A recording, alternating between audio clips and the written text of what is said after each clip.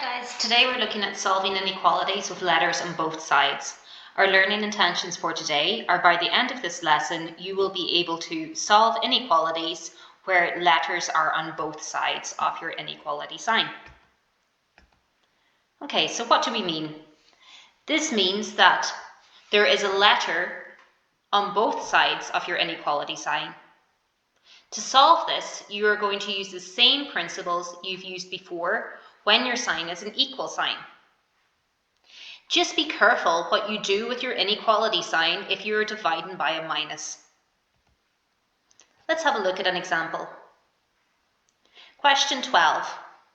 Solve for x, where 4 times x minus 2 is greater than 3 times 2x minus 5, and x is an element of a real number.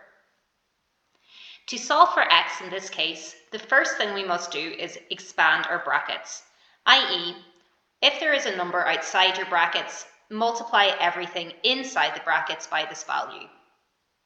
Expanding our brackets gives us 4 times x equals 4x, 4 times minus 2 gives me minus 8. This is greater than 3 times 2x gives me 6x, 3 times minus 5 gives me minus 15. I now want to solve for x. This means I have to move my x's to one side of the equal sign and my numbers to the other side. The first thing we're going to do is get the letters on one side. I'm going to move all of my letters to the left-hand side. This means my 6x needs to be moved to the other side. To do this, I subtract both sides by 6x and solve for what I have left. 4x's minus 6x's gives me 2x's. Minus 8 is greater than minus 15.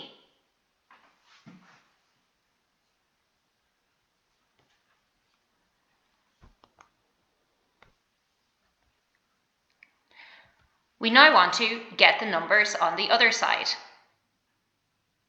To do this, I'm going to add 8 to both sides of my equation. This leaves me with minus 2x is greater than minus 15 plus 8, which gives me 7. From here, I solve for x. To do this, I divide both sides by the value that's in front of my x. In this case, I'm dividing both sides by minus 2. This leaves me with x is, when you divide by a minus sign, your inequality flips. So x is now less than minus 7 divided by minus 2 gives you 3.5. Please pause and take down this example. Let's try another example.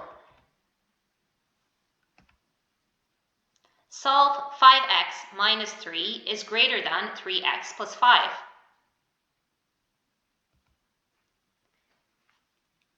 The first thing we must do is get the letters onto one side.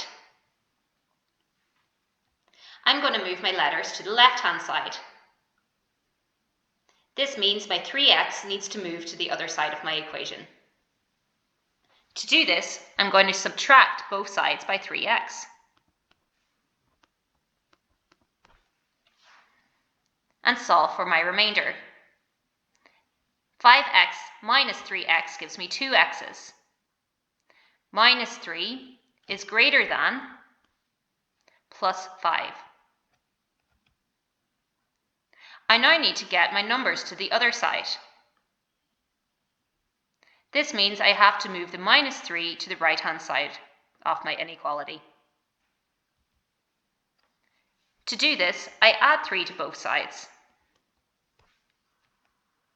This leaves me with 2x is greater than 5 plus 3, which gives me 8. I now want to solve for x. To do this, I must divide by the value that's in front of my x. In this case, I'm dividing both sides by 2. This leaves me with x is greater than 8 divided by 2, which gives you 4. X is greater than 4. Let's look at another example. Solve 7 minus 2x is greater than 3x minus 8. In this case, we want to get the letter onto one side. Let's change this up. Let's move the x's to the right-hand side and my numbers to the left. To do this, I'm going to add 2x to both sides.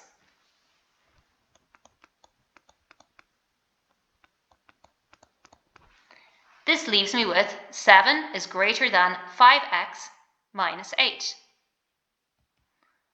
We now want to get the numbers on the other side. To do this, I'm going to add 8 to both sides and solve for my remainder.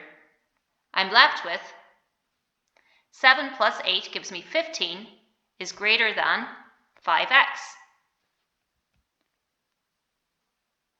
To find the value of x, I now divide both sides by the value that's in front of my x. So in this case, I'm dividing both sides by 5. This leaves me with 3 is greater than x, which is the same as saying x is less than 3. This example is to show you that it doesn't matter which side you move your x's and your numbers to, as long as you have all of your letters on one side of the equation and all of your numbers on the other side.